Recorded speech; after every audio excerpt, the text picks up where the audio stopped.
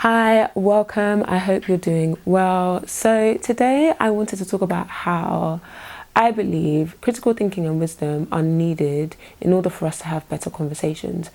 I was talking to one of my siblings and I said, instead of throwing out accusations, question a situation, especially when it's tense, especially when there's conflict, especially when there are alternative views and you're butting heads. Instead of approaching that situation with fire and be like, no, I know you are this thing. Take a step back and question, okay, what I'm hearing, is it true? Is it accurate? Is it right? Can I approach this situation myself and actually give it a fair assessment? And as I was speaking to him, I thought, you know what? I need to do this myself. I've fallen into the trap of seeing an accusation being thrown out, seeing a conclusion being thrown out and being like, yeah, it must be that, without actually going to that situation myself and giving it a fair assessment. And so I really think it is important to inquire, it is important to question, it is important to interrogate things for ourselves and form our own opinions, our own conclusions. Sure, what other people are saying may be helpful, but it's making sure that what they are saying actually aligns with truth and giving whatever that situation is, whatever that conversation is, a fair assessment. That means when it comes to information, especially online, whoa gosh, these last couple of weeks have been very interesting for me. I thought we were all going to investigate for ourselves. I didn't realize that people will just run with whatever somebody else says and not actually give it a fair assessment. I thought everybody was going to a source, and for me, it's a challenge that when I see something online, especially when I see small clips, especially when I see one article like this, especially when I see somebody giving me a summary of something else, the secondary sources, it's on me to actually go back to the original source to again interrogate it for myself and say, this thing that this person has said about this other thing, is it true? Have I given it a fair assessment? Because it will enable me to converse with others better. It will enable me to give a better summary about whatever is being discussed. Yeah, I just think overall, it's better for us to go to original sources for ourselves and truly weigh up, is what is being discussed, is what is being concluded, is what is being talked about, and the conclusions coming out of it true? Critical thinking and wisdom allows us to comprehend what is being said rather than what we think is being said. Oh my goodness, how many conversations have I been in where somebody is telling me about something, or they're even telling me about myself, and they're telling me what they think I am saying rather than what I'm actually saying. I've been guilty of this too, and I have to take a step back and be like, hold on, E, you're jumping. You're already pre-concluding that I know what this person is going to say. I know where they're heading. I know their intention. I know their motivations. I know their narrative. How do I know? How do I know when I haven't even sat down to actually listen and take in what they are saying, when I actually haven't sat down to comprehend what they are saying? And so if I fall into the trap of saying, oh, I know what they're going to say already, therefore I'm going to just respond, I'm less likely to engage in critical thinking. I'm less likely to actually weigh up what they're saying. I'm less likely to inquire. I'm less likely to question, and I'm more likely to throw out an accusation.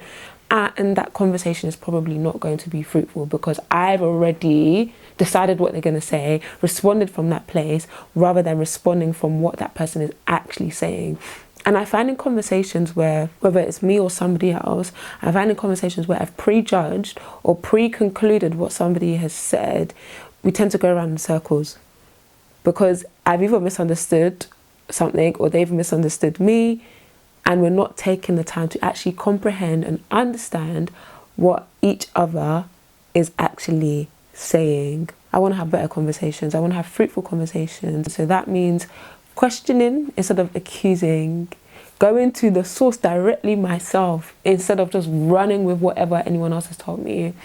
And that means actually seeking to comprehend rather than come up with my own conclusion about what somebody is about to say. Actually sit down, listen and comprehend and hear what they are actually saying rather than what I think they are saying.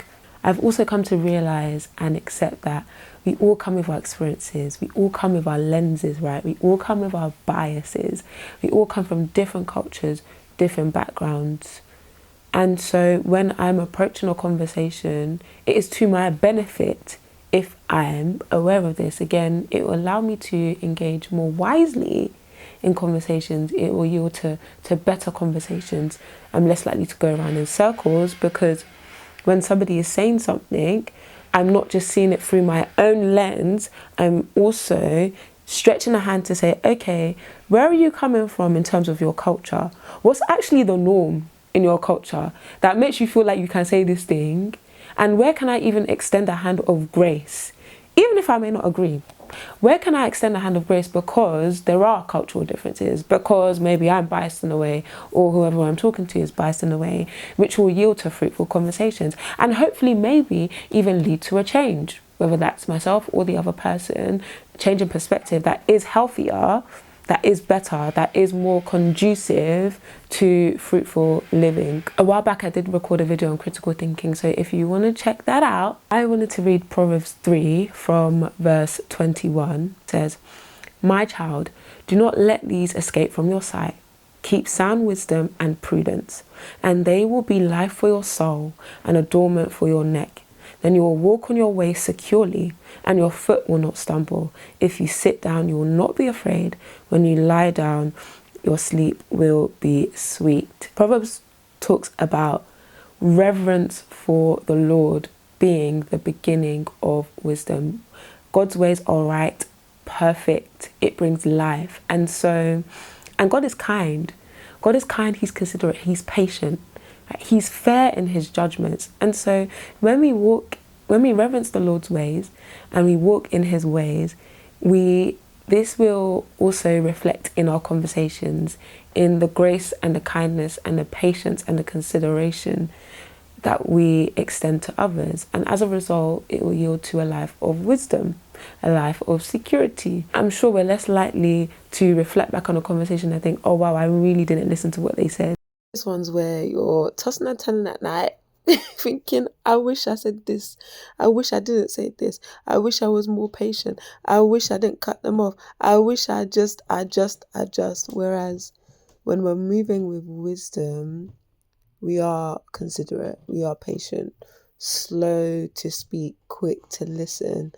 And that sleep in the night is going to be sweet because we're not thinking about I shoulda, coulda, woulda. We're thinking I did my bit, did my best. Past is in the past, looking forward towards tomorrow. So wisdom is the way to go.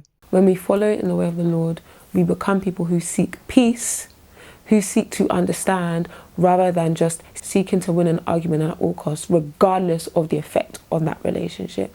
Don't get me wrong, sometimes we are considerate, sometimes we are being fair, sometimes we are doing all the things that we need to do, and you just leave going your separate ways, and that's absolutely fine. But I think it's giving that conversation fair judgment. I think especially in this age of social media where we're just being thrown information, reel after reel, TikTok after TikTok, YouTube video after YouTube video, so much is coming at us. It's very easy to fall into the temptation of just taking in whatever's being said, not questioning, not weighing it up, not assessing, is this true? Is this right? Go back and actually assess things fairly, to approach conversations with an open heart. And an open heart doesn't mean that, oh, I'm going to just accept anything that person says. No. An open heart, just for me, I'm defining an open heart as giving it a fair assessment, giving it an opportunity, giving that situation, giving that person an opportunity to speak, comprehending what they are saying rather than projecting onto them what I think they are saying.